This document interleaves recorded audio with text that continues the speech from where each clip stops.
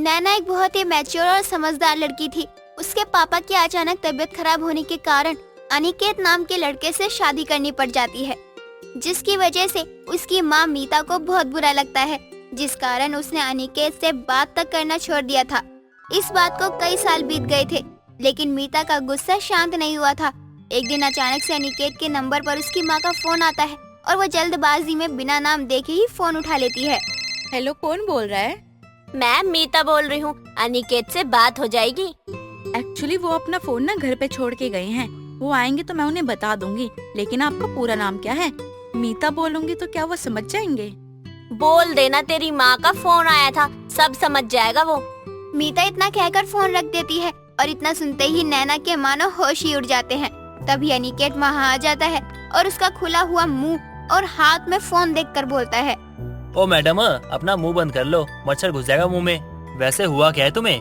तुम्हारा मुंह खुला हुआ है, हाथों में फोन है। किसी का कॉल वॉल आया था क्या? तेरी माँ का फोन आया था। ये क्या बकवास कर रही हो तुम? तुम्हारा पति हूँ, तमीज से बात करो। वो सॉरी, मुझे माफ कर दीजिए, लेकिन मैं सच बोल रही हूँ। आपकी माँ का ही फोन आया था।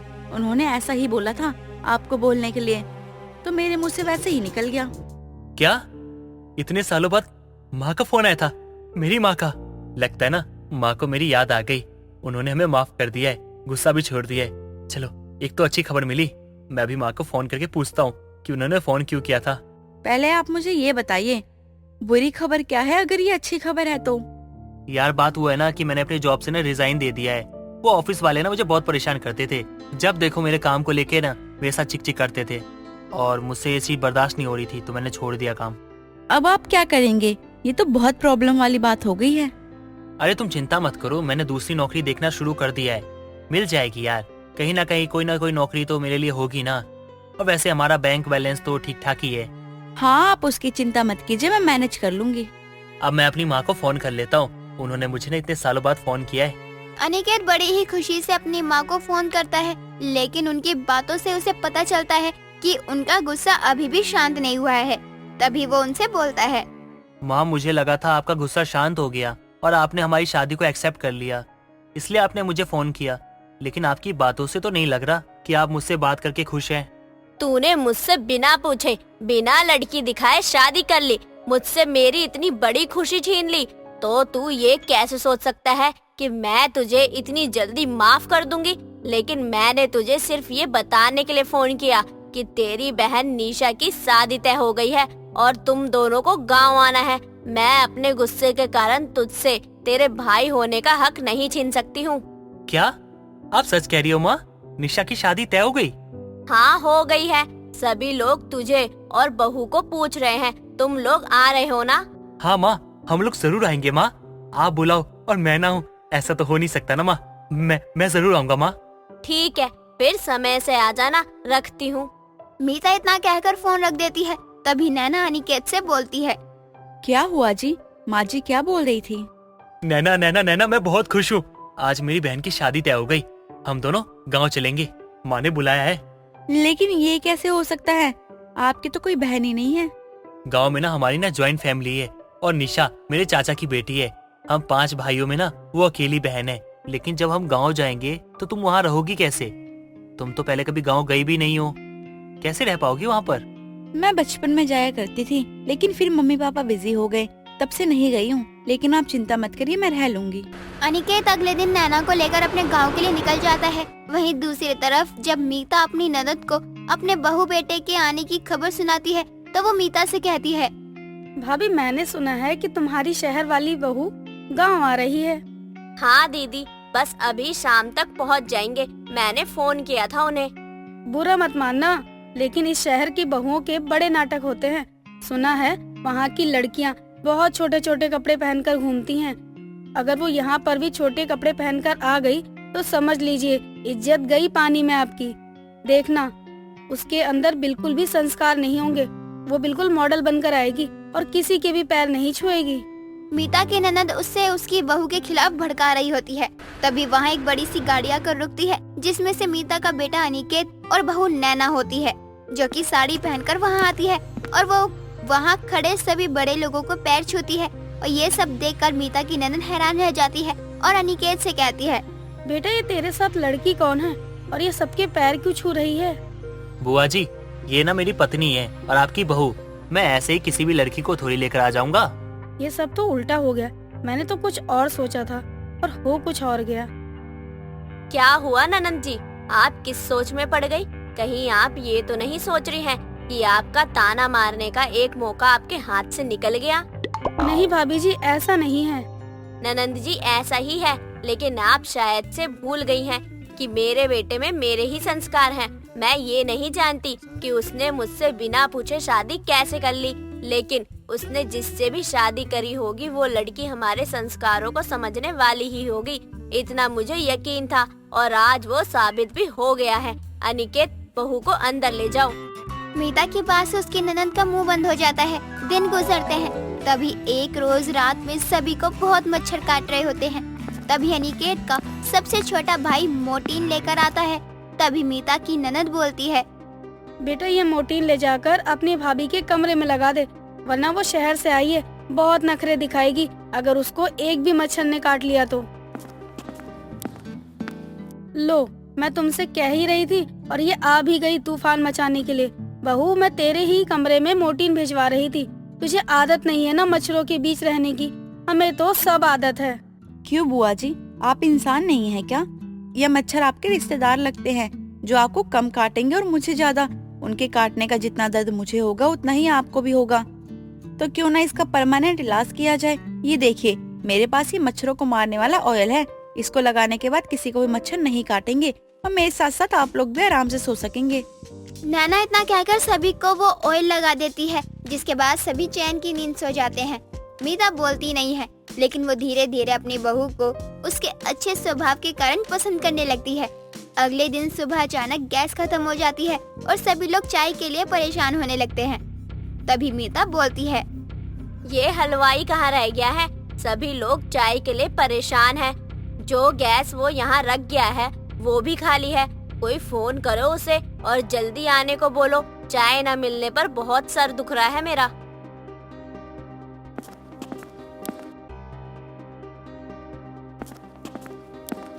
माँ जी, ये लीजिए, चाय पी लीजिए, इससे आपका सर दर्द ठीक हो जाएगा। बहू, घर में तो गैस था ही नहीं, तो फिर तुमने चाय कैसे बनाई? माँ जी, घर पर मेरी केतली थी, तो जब मैं शहर से आने लगी तो सोचा क्यों ना ये लेके चलूं। शादी का घर है तो काम आ जाएगा। देखो, काम आ गया ना। बहू, तू तो बहुत समझदार निकली। लगता ही नहीं है तुझे देखकर कि तू शहर से आई है। शहर का तेरे अंदर कोई भी नखरा नहीं है, ना ही कोई घमंड है। भाभी, बड़ी अच्छी किस्मत है आपकी जो आपको ऐसी बहू मिली है जो शहर से भी है लेकिन गुणवान भी। अनिकेत की पसंद बहुत अच्छी है। अपनी ननद की बात सुनकर मीता खुश हो जाती है, लेकिन उसे दुख होता है कि उसके बेटे ने उससे बिना पूछे ही शादी कर ली। लेकिन एक दिन बातों ही बातों में अनिकेत अपनी माँ की यह गलतफहमी भी दूर कर देता है कि उसने अपनी माँ की इजाजत के बिना शादी अपनी मर्जी से नहीं बल्कि मजबूरी में की थी, क्योंकि नैना के पिता के पास ज्यादा समय नहीं था। ये जानकर मीता का गुस्सा खत्म हो जाता है और वो गांव में आई अपनी शहर की बहू को गांव में ही बसा लेती है और उसके साथ प्यार से रहने लगती है। कुसुम की बहू सीमा प्रेग्नेंट थी, जिस वजह से घर में सभी बहुत खुश थे। लेकिन सबसे ज्यादा खुश कुसुम थी, क्योंकि वो दादी जो बनने वाली थी, उसका वो सपना पूरा होने वाला था जो वो कब से देख रही थी। वो तुरंत मंदिर में जाती है और गणपति को भोग लगाते हुए कहती है, गणपति जी, मैं आज बहुत खुश हूँ। आपके आते ही घर में सब कुछ अच्छा हो गया। जो सपना ना जाने मैं कब से देख रही थी, आखिरकार आज वो पूरा हो गया। बस ऐसे ही मेरे परिवार पर अपना आशीर्वाद बनाए रखे। बहू, मुझे बहुत खुशी हो रही है। मैं दादी बनने वाली हूँ। अरे कुसुम, क्या बात है? दोनों सास बहू क्या बातें कर रहे हो? जरा मैं भी सुनूं। अरे कुछ नहीं विमला, मैं तो बस बहू को कह रही थी इस हालात में अपना ध्यान रख। हाँ हाँ, सही कह रही है तू कुसुम। बहू, इस हालत में खाने पीने पर ध्यान रखा कर। पूजा पाठ का भी ध्यान रखना चाहिए। अब तेरे हर चीज का असर तेरे बच्चे पर होगा। हाँ विमला, ये तो तू सही कह रही है। बहू, कल से जब भी तू सुबह उठेगी तब सुबह शाम पूजा कर लिया कर, और समय जब भी मिले तो रामायण गीता पढ़ लिया कर।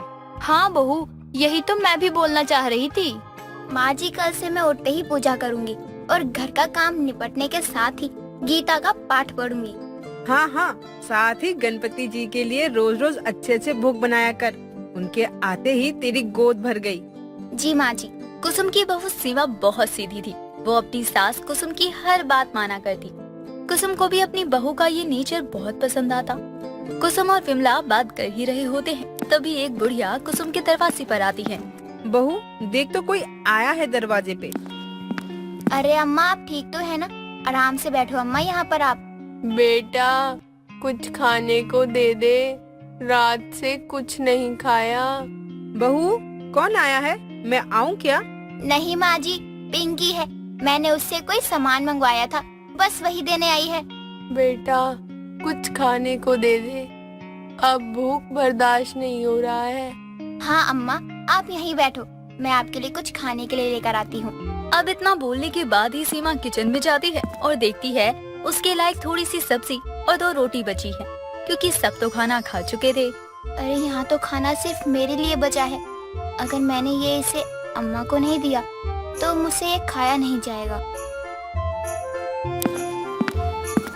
बहू कहाँ जा रही है? और तेरे हाथ में क्या है? अरे कूड़ा डालने जा रही होगी। तू बता कांता, क्या कह रही थी मेरे बारे में? बाल बाल बचा लिया विमला आंटी ने, वरना माँ जी को तो इन मांगने वालों से कितनी नफरत है। अरे बेटा ले आई तू खाना, सदा खुश रह और आने वाले बच्चे को भी भगवान खुश रखे। आप खाइए, मैं आपके लिए पानी भी लेकर आती हूँ। बेटी आज के समय में तेरे जैसे लोग मिलते कहाँ हैं। मेरा आशीर्वाद तेरे साथ है।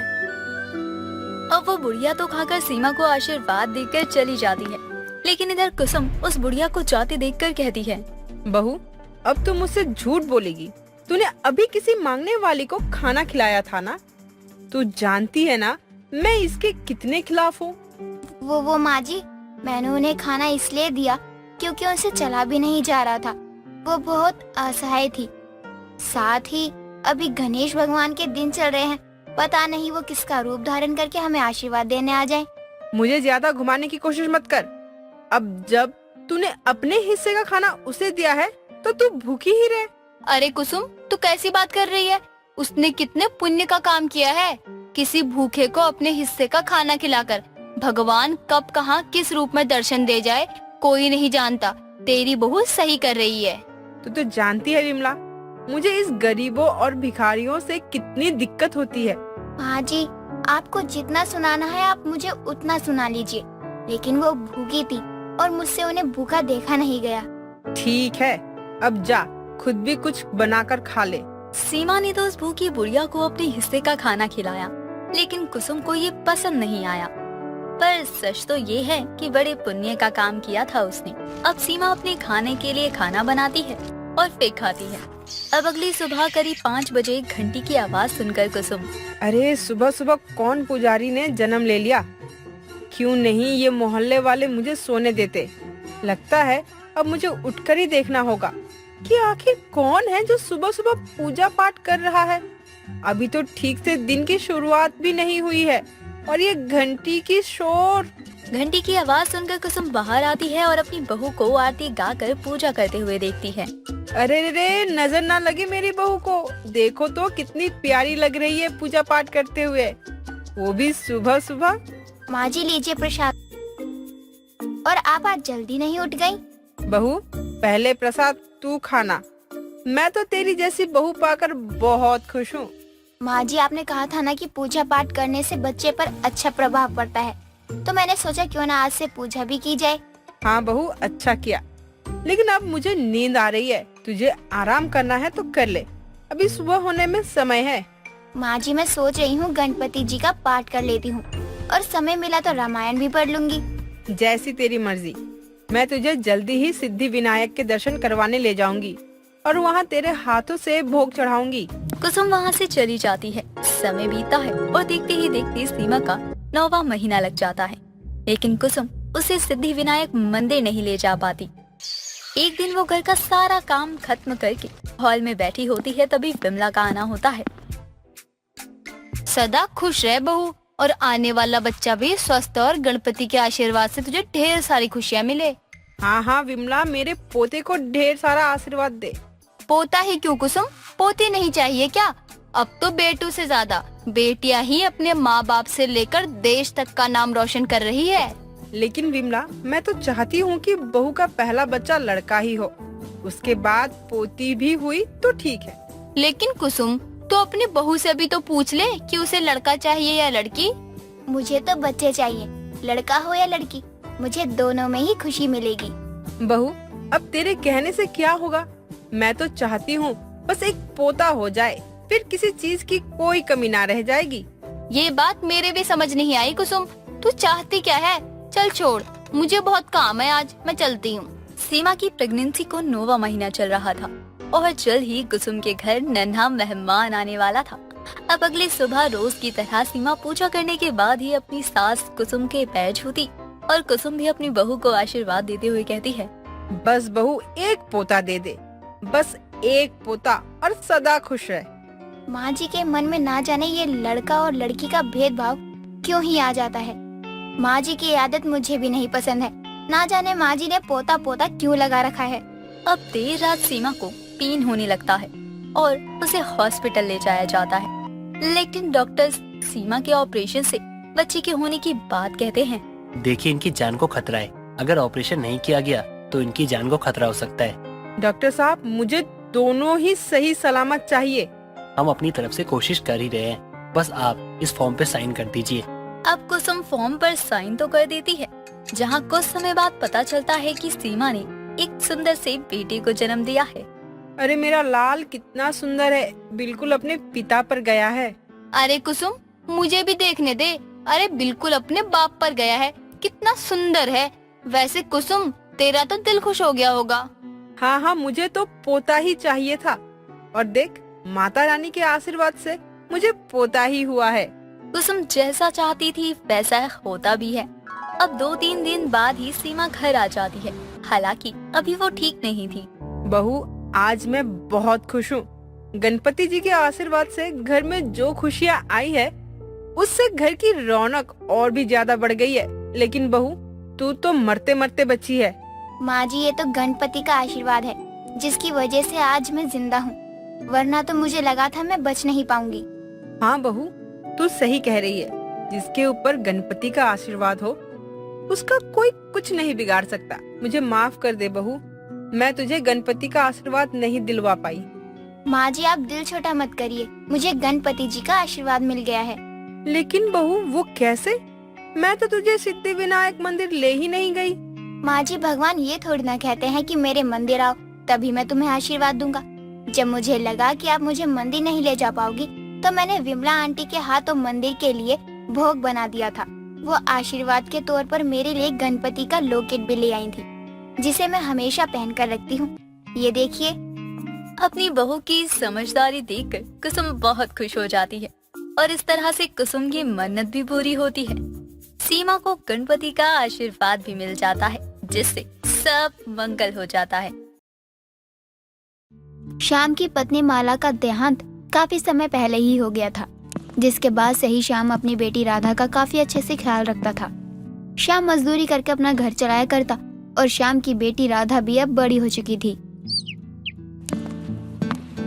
अरे राधा बिटिया, क्या बात है? अब तक तो सोई हुई है, शाम हो चुकी है, अब तो उठ जाओ। अरे काकी, आप आइए ना, बैठिए।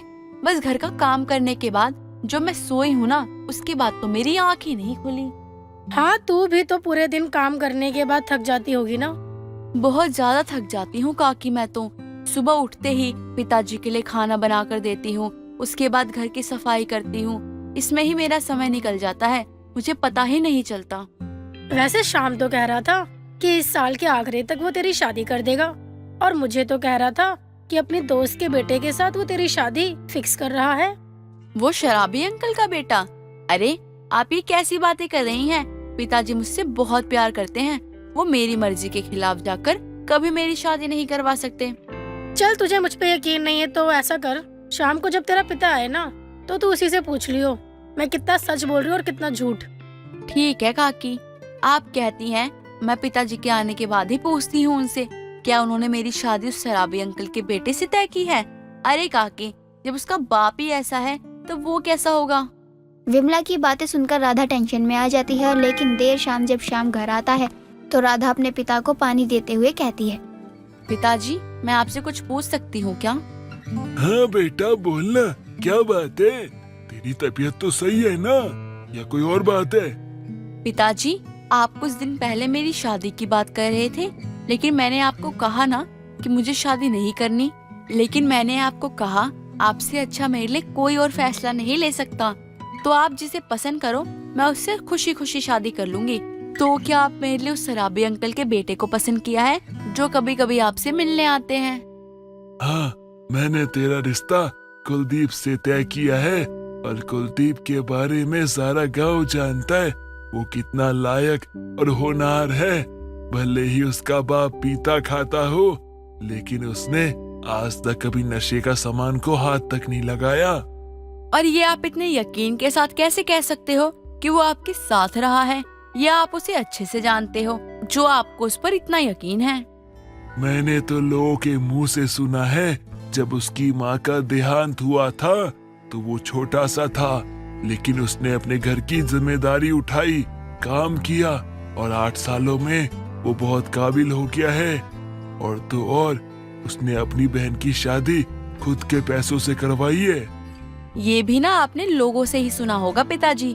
मैं बस इतना कहना चाहती हूँ कि जिसका बाप इतना शराबी हो उसका बेटा भला इंसान कैसे हो सकता है। बस आप जो भी करना चाह रहे हो थोड़ा सोच समझ के करना। इतना बोलने के बाद ही राधा अपने कामों में लग जाती है। श्याम को अपनी बेटी का ये बर्ताव समझ में नहीं आता, और वो पानी का गिलास नीचे रखते हुए खुद से कहता है, ना जाने इसे आज क्या हो गया है। आज से पहले तो कभी इसने इस तरह से बात नहीं की। ये क्या तरीका होता है बात करने का? कहीं किसी ने कुलदीप के बारे में इसके कान तो नहीं भर दिए? अब अगले दिन फिर से राधा के घर विमला का आना होता है, और विमला आते ही राधा से कहती है, राधा बिटिया कैसी है? और कल जो मैंने तुझे कहा था शाम से पूछने के लिए, तूने पूछा भी या नहीं? हाँ काकी आप सही कह रही थी। पिताजी ने मेरी शादी उस शराबी अंकल के बेटे से ही तय कर दी है। उन्होंने तो कुलदीप को सगुन भी दे दिया है। अरे राधा देख, अभी कुछ नहीं बिगड़ा है। ना ही मुझे वो शराबी अच्छा लगता है और ना ही उसका बेटा।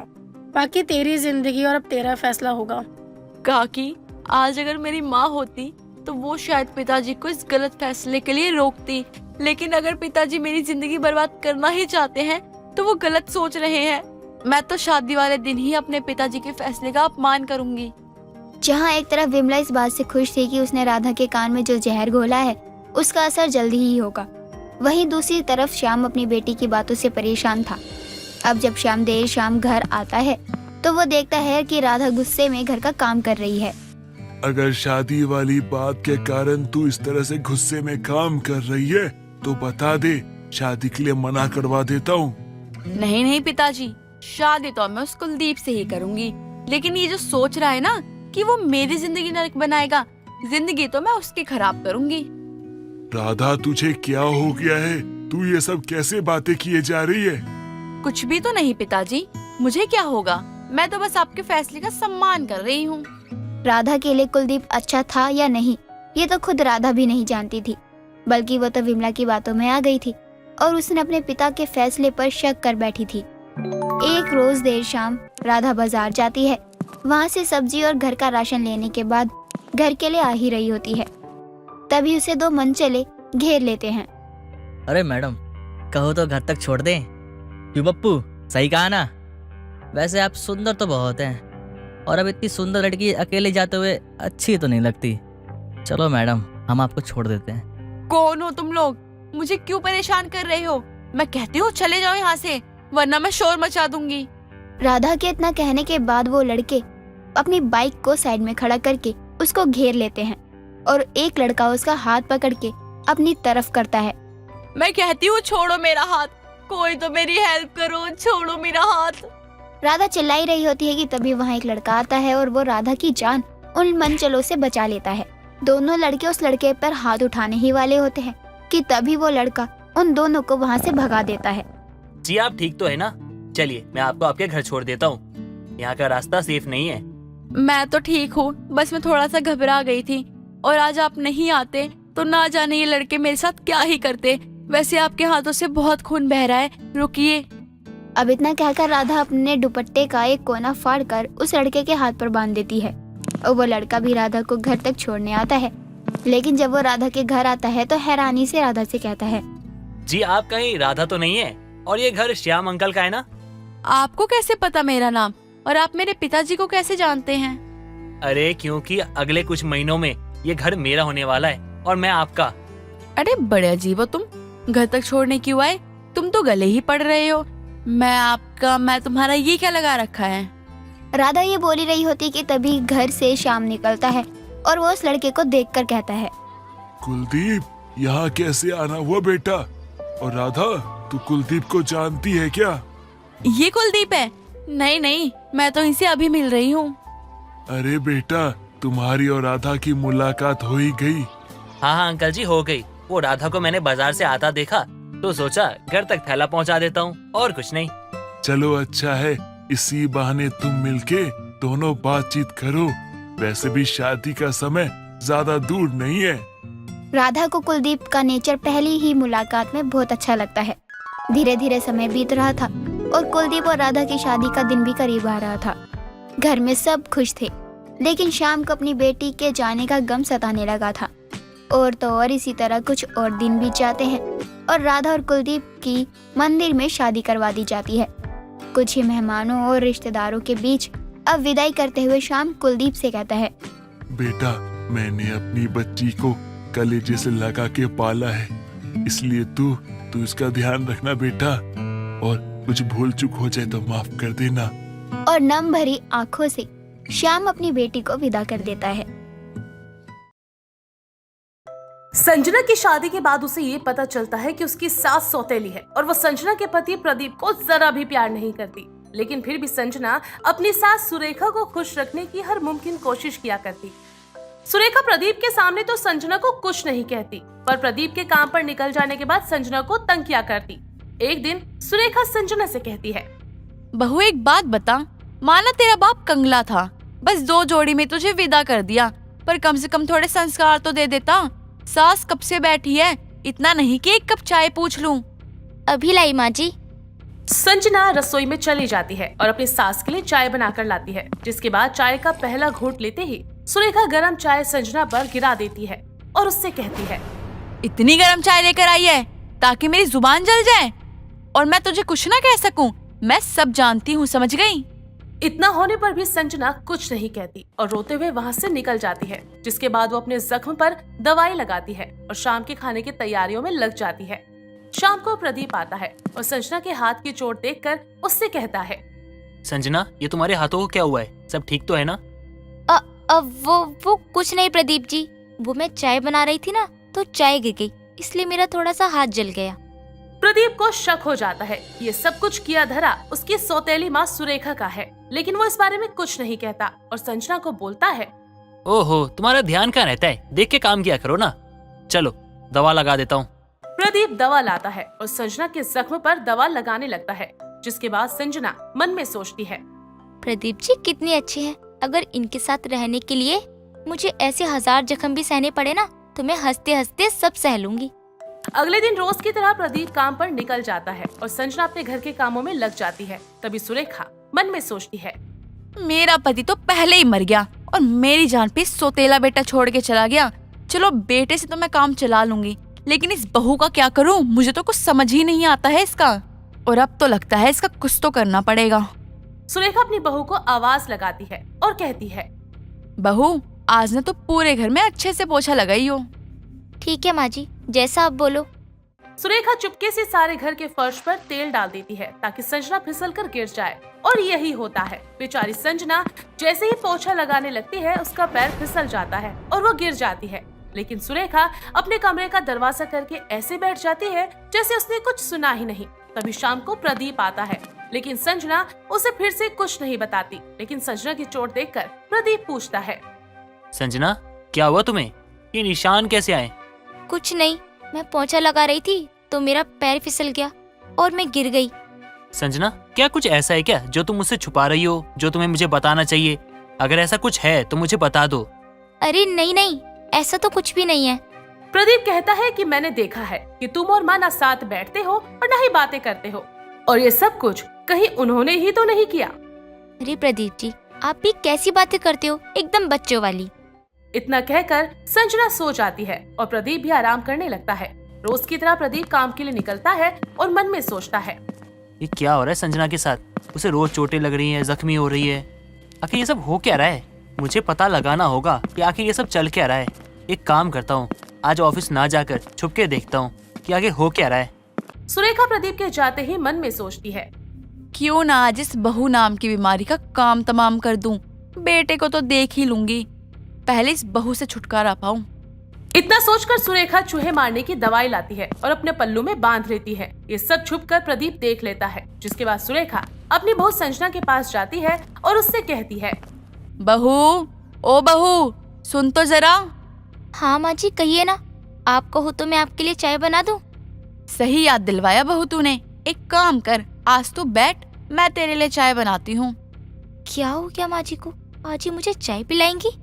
अरे नहीं नहीं माँ जी, मैं चाय खुद बना लूंगी, आप बैठिए ना, आप क्यों कष्ट कर रही हो? बोला ना मैं बनाऊंगी, बैठ चुपचाप।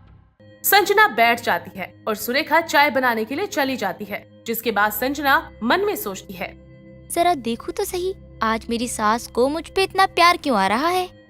सुरेखा रसोई में चाय बनाती है और संजना की चाय में जहर मिला देती है। ये सब होते देख संजना देख लेती है, लेकिन वो कुछ नहीं कहती और वापस ड्राइंग रूम में आकर बैठ जाती है। सुरेखा चाय लेकर आती है और संजना को चाय देती है। इतने में ही घर की डोरबेल बजती है और संजना दरवाजा खोलने के लिए चली जाती है। प्रदीप जी, आप इतनी जल्दी कैसे आ गए? वो कहना आज कम काम था, इसलिए जल्दी आ गया। संजना और प्रदीप आते ही ड्राइंग रूम में सुरेखा की बगल में बैठ जाते हैं, जिसके बाद संजना कहती है, आपको पता है, आज माँ जी ने मेरे लिए खुद चाय बनाई है। ये सुनकर प्रदीप को ये समझते देर नहीं लगती कि चाय में जहर है, और जैसे ही संजना चाय पीने वाली होती है, प्रदीप उसे रोकते हुए कहता है, संजना ये चाय मत पीना। अरे, एक तो मेरी सास ने पहली बार मेरे लिए चाय बनाई है और आप मना कर रहे हो कि मैं पीऊं भी ना? क्योंकि माँ ने इसमें जहर डाला है, अगर तुमने ये पिया तो तुम मर जाओगी। हाँ, मुझे पता है कि मैं ये चाय पीने से मर जाऊंगी। क्या तुम जानती हो? हाँ प्रदीप जी, मैंने माँ जी को चाय में जहर मिलाते हुए देख लिया था, लेकिन फिर भी मैं इस चाय को पीने को बिल्कुल तैयार हूँ। तुम ठीक तो हो ना? ये कैसी बात कर रही हो तुम? प्रदीप जी, मेरे लिए सौभाग्य की बात होगी अगर मेरी मौत मेरी सास के हाथों हो, क्योंकि भले वो मुझे अपनी बेटी ना माने, पर मैं जिस दिन से इस घर में आई हूँ वो मेरी माँ थी। अब मेरी एक और इच्छा है कि जब मैं मर जाऊं तो मेरी लाश को इसी घर के आंगन में गाड़ देना और उस पर एक तुलसी उगा देना, ताकि मैं हमेशा इस आंगन की तुलसी बनकर रह सकूं।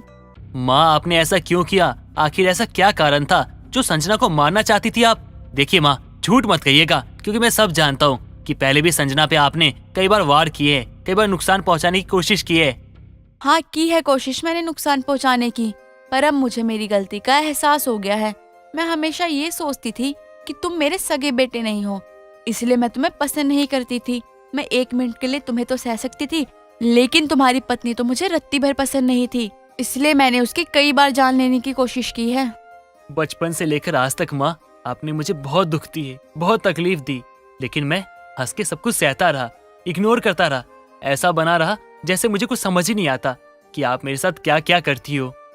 जब भी मुझे कुछ खाने का मन होता और वो चीज घर में होती तो आप उसे कूड़े में डाल देती या किसी भिखारी को दे देती, ताकि वो चीज मुझे ना मिले। बचपन से लेकर आज तक माँ, मैंने जो कुछ भी चाहा आपने सब कुछ मुझसे छीन लिया, लेकिन मैंने फिर भी कुछ नहीं कहा माँ आपको, क्योंकि मैं आपको अपनी माँ मानता था। लेकिन आज आपने तो हद पार कर दी माँ, आपको ऐसा नहीं करना चाहिए था। अब तो जा रहा हूँ माँ मैं यहाँ से, हमेशा हमेशा के लिए। माँ, ये घर पैसा सब कुछ आप ले लीजिए, मुझे कुछ नहीं चाहिए। मैं जा रहा हूँ संजना को लेकर यहाँ से हमेशा हमेशा के लिए। संजना, सामान पैक करो, आज ही हम घर छोड़ के जाएंगे। और माँ, आपको कभी भी जरूरत हो आपके बेटे की, आप आवाज दीजिएगा, मैं चला आऊंगा। आपको जो कुछ भी चाहिए होगा सब कुछ ला के दूंगा। और हाँ माँ, ये बात आप किसी को बताइएगा मत, वरना माँ बेटे के रिश्ते से सबका भरोसा उठ जाएगा। सुरेखा संजना और प्रदीप के पैरों में गिर जाती है और उनसे माफी मांगने लगती है। मुझे माफ कर दो, मुझे छोड़कर मत जाओ, मेरी आंखें खुल गई हैं। माँ, संजना को आपने बहुत तंग किया है, अगर आपको माफी चाहिए तो संजना से मांगिए, मुझसे नहीं। ठीक है माँ जी, मैं आपको माफ करने को तैयार हूँ, पर मेरी भी एक शर्त है। हाँ बहू, बताओ ना। अगर आप मुझे 1 कप चाय बना कर पिलाओगी, वो भी नॉर्मल, जहर वाली नहीं, और वादा करे कि आप मुझे रोज 1 कप चाय बना के पिलाओगी। संजना, आखिरकार तुमने ये साबित कर दिया कि तुम तुलसी हो इस आंगन की। माँ ने तुम्हारे साथ कितना कुछ किया, लेकिन फिर भी तुमने माँ को माफ कर दिया और उन्हें सजा के रूप में एक छोटी सी सजा दी। वो भी सजा नहीं, वो भी एक प्यार है। ये सुनकर सुरेखा अपने आंसू पोंछ लेती है। उसके बाद वो कभी भी प्रदीप या संजना को तंग नहीं करती और उन्हें सगों की तरह प्यार देने लगती है। मुझे दूसरी शादी अब कर ही लेनी चाहिए। जब तक तेरी शादी नहीं होती तुझे माँ का प्यार मिल ही जाएगा। और बेटा, शादी के बाद तू भी अपने ससुराल चली जाएगी, तो इस घर को कौन संभालेगा? ठीक है पिताजी, जैसा आपको ठीक लगे। अमित दूसरी शादी कर लेता है। रिया को भी सौतेली माँ मिल जाती है जिसका नाम चांदनी होता है। चांदनी की एक बेटी होती है जिसका नाम वैशाली होता है। चांदनी रिया को उतना ही प्यार करती है जितना कि अपनी बेटी वैशाली से करती है। हे भगवान, इस लड़की का मैं क्या करूं? दिन होने को आ गया, अभी तक इसके उठने का नहीं पता। अपनी नानी के घर भी ऐसे ही नाक में दम कर रखा था। उठ जा, अब बेशरम की तरह पड़ी हुई है। रिया को देख, कितनी समझदार है, समय से पहले सब कर लेती है। क्या माँ, जब से हम इस घर में आए हैं तब से बस उस रिया से ही मेरी तुलना करती रहती हो। बेटा, तू अब बड़ी हो गई है, समझदार हो गई है, और तुझे अभी तक ठीक से खाना बनाना नहीं आता। रिया से कुछ सीख। वैशाली को अपनी सौतेली बहन रिया बिल्कुल भी पसंद नहीं थी। जब भी चांदनी रिया की तारीफ करती थी, वैशाली रिया से चिढ़ने लग जाती थी और रिया को बुरा भला बोलने लगती थी। वाह रिया बेटा, तूने सब्जी तो बड़ी स्वाद बनाई है, मजा आ गया खाकर। रिया के माँ के जाने के बाद मेरी बेटी ने ही घर को संभाला है। खाना बनाने का बहुत ही शौक है इसे। खाने में चाहे कुछ भी कह दो इसे बनाने के लिए, बहुत ही स्वादिष्ट बनाती है। शुक्रिया, और लीजिए ना माँ सब्जी। क्या सीखूं मैं इससे? बड़ी बहन है तो क्या, मुझे नहीं करना, मुझे आता ही नहीं है, मैं करूँगी नहीं। मैं ऐसे मत बोलिए मेरी छोटी बहन को, वो सब कुछ सीख जाएगी धीरे धीरे। अभी उसकी उम्र ही कितनी है, अभी उसकी बड़ी बहन बैठी है उसे सब कुछ सिखाने के लिए। माँ बस करो, इतनी भी अच्छी नहीं बनी सब्जी जितनी आप तारीफ कर रहे हो। तुम मुझे अपनी बहन बनाने की कोशिश मत करो, समझी? तुम मेरी सौतेली बहन हो और सौतेली ही रहोगी मेरे लिए। मेरी माँ की भी तुम सौतेली बेटी हो। तुझे जरा सी भी शर्म नहीं है? जो तेरा इतना अच्छा सोच रही है उसी के लिए अपनी तमीज भूल रही है। तू भूल गई है आज जहाँ तू अपना आराम फरमा रही है वो उसी का घर है जिसको इतना कुछ बोलने से पहले कुछ सोच भी नहीं रही है तू। रिया बेटा, मैं वैशाली की तरफ से माफी मांगती हूँ। मुझे माफ कर देना जो तुम्हें इतना बुरा भला बोल रही है। माँ आप ये सब क्यों कर रही हैं? कोई बात नहीं, वो अभी छोटी है, अभी नहीं समझी तो बाद में समझ जाएगी। वैशाली के इतना बुरा भला बोलने के बाद भी रिया उसकी बातों का बुरा नहीं मानती थी। कुछ देर बाद रिया वैशाली के कमरे में खाना लेकर जाती है। वैशाली मुझे माफ कर दो, आज मेरी वजह से माँ ने तुम्हें थप्पड़ मारा, और ये लो मैं तुम्हारे लिए खाना लेकर आई हूँ। तुमने उस समय खाना नहीं खाया था तो सोचा अपनी छोटी बहन के लिए खाना ले आऊँ। ज्यादा अच्छे बनने की कोशिश मत करो। तुम क्या सोच रही हो? तुम मुझसे माफी मांगने आओगी तो मैं तुम्हें माफ करके क्या अपनी बहन मान लूंगी? ये कभी नहीं हो सकता, समझी? तुम चले जाओ यहाँ से। शायद अभी इसका गुस्सा खत्म नहीं हुआ है। कोई बात नहीं, थोड़ी देर में शांति हो जाएगा, फिर अपने आप रसोई में आकर खाना खा लेगी। पता नहीं क्या समझ रही है। जब से यहाँ रह रहे हैं बस यही सुनने को मिल रहा है, खाना अच्छा बनाती है, ये वो। अब मुझे ही कुछ करना पड़ेगा जिससे उसकी तारीफ बंद हो जाए। फिलहाल तो मैं कुछ खाने के लिए लाती हूँ। अगर मैं अपने कमरे में खाना लाई तो रिया को पता चल जाएगा, इसलिए मैं चुपके से रसोई में जाकर जल्दी से खाकर आ जाऊंगी। वैसे सब्जी तो टेस्टी बनाई है पर इतनी भी नहीं जितनी उसे तारीफ सुनने को मिलती है। अब जो मैं करने वाली हूँ उससे रिया की सब्जी की तारीफ नहीं होगी। रिया की इतनी बेइज्जती करने के बाद भी वैशाली बेशर्मों की तरह चुपके से रसोई में जाकर रिया के हाथों का बना खाना खाती है। और शाम होते ही जब रिया रसोई में जाती है तो देखती है कि एक दिन का बचा हुआ खाना नहीं है। रिया समझ जाती है कि वैशाली ने खाना खा लिया। आखिर वैशाली ने खाना खा ही लिया। सच में वो बच्ची है, जब बड़ी हो जाएगी खुद समझने लगेगी सब कुछ। मैं सबके लिए खाना बना लेती हूँ। आज खाने में कुछ अच्छा सा बनाऊंगी जिससे मेरी बहन बहुत खुश हो जाए। रिया ये सोचकर खुश हो जाती है कि वैशाली ने उसके हाथों का खाना खा लिया। रिया शाम का खाना बनाने लगती है। रिया खाना बनाने के बाद रसोई से बाहर आती है। तभी चुपके से वैशाली रसोई में जाके रिया की सब्जी में बहुत सारा नमक डाल देती है। आज देखती हूँ कहाँ से तारीफ होगी इसकी सब्जी की। ज्यादा उछलती है अपनी तारीफ सुनने के लिए। आज तो मजा ही आने वाला है जब माँ और पिताजी रिया को सुनाएंगे। ओह गॉड, अब ये कहाँ से आ गई? कहीं इसने मुझे सब्जी में कुछ मिलाते हुए तो नहीं देख लिया? अरे वैशाली, तुम यहाँ रसोई में क्या कर रही हो? कुछ काम था क्या तुम्हें? अगर कुछ काम है तो मुझे बताओ। वो मैं पानी पीने आई थी। और हाँ, मुझसे ये सब पूछने की जरूरत नहीं है। मैं कहीं भी जाऊँ, तुम्हें इससे क्या? वैशाली ऐसा बोलकर अपने कमरे में चली जाती है। रिया रसोई में जाकर देखती है कि रिया को रसोई में रखा खाना देखकर अजीब लगता है। वो सोच में पड़ जाती है। अरे मैंने तो सब्जी का ढक्कन बंद करके रखा था, ये खुला कैसे है? कहीं वैशाली ने क्या पता सब्जी तो नहीं चखी होगी। अगर वैशाली ने सब्जी चखी भी होगी तो उसे अच्छी लगी होगी, इसलिए तो मैंने आराम से बनाई है सब्जी। इस शरारती लड़की की आदत नहीं जाएगी चुप चुप के खाना खाने की। रिया सभी के लिए खाना परोसती है। खाने की काफी अच्छी खुशबू आ रही थी। रिया की सौतेली माँ चांदनी बोलती है, रिया, खाने की तो बहुत अच्छी और स्वादिष्ट खुशबू आ रही है, तो ये सब खाने में कितना अच्छा होगा। अरे बेटा, अब तारीफ ही करती रहेगी या खाना भी खिलाएगी? चलो अब खाना खाओ। आजा रिया बेटा, तू भी बैठ जा खाने के लिए। अरे ये क्या बना दिया? ये सब्जी नहीं, ये तो जहर लग रहा है। इतना नमक सब्जी में? अरे हाँ, ये तो जहर जैसा लग रहा है। रिया, तूने सब्जी कैसे बनाई है? पिताजी, मैंने तो सब्जी चखी थी बनाने के बाद, मुझे तो सही लगी थी। अब इसमें नमक इतना ज्यादा कैसे हो गया, मुझे कुछ नहीं पता। अगर तूने इस सब्जी में नमक नहीं डाला तो क्या तेरे भूत ने डाला है? ले जा इस जहर जैसी सब्जी को यहाँ से। मैंने तो इतना नमक डाला ही नहीं था सब्जी में, फिर ये कैसे हो गया? कहीं वैशाली ने तो नहीं किया ये सब? नहीं नहीं, वो क्यों करेगी? शायद मेरी ही गलती की वजह से ये सब हुआ है। रिया के साथ हुआ देखकर वैशाली अपने कमरे में चुपचाप हंसती है। रिया फिर भी अपनी गलती को मानकर दूसरी सब्जी बनाने के लिए चली जाती है। अब आया मजा मुझे। रिया को इतना सुनने को मिला, पता नहीं क्या समझती है अपने आप को।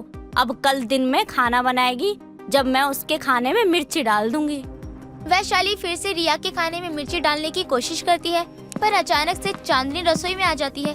वैशाली के हाथ में मिर्ची का डब्बा देखकर वैशाली से बोलती है, वैशाली, ये तू क्या कर रही है? मिर्ची का डब्बा हाथ में लेकर क्या कर रही है ये सब? तू सब्जी में मिर्च डाल रही है? तुझे शर्म आनी चाहिए। तेरी बहन रिया तेरे लिए इतना अच्छा सोचती है और तू उसके साथ ऐसा कर रही है। कल भी तूने ही नमक मिलाया होगा सब्जी में। माँ, मुझे माफ कर दीजिए। मुझसे अब बहुत बड़ी गलती हो गई। मैंने जलन की वजह से ये सब किया। अब कभी ये गलती नहीं होगी। माँ, वैशाली, तुम दोनों रसोई में क्या कर रही हो? वैशाली, तुम रो क्यों रही हो? रिया बहन, कल जो सब्जी में नमक था वो मैंने डाला था। रिया बहन, प्लीज मुझे माफ कर दो। रिया अपनी सौतेली बहन को माफ कर देती है और खुशी खुशी दोनों बहनें एक साथ रहने लगती हैं।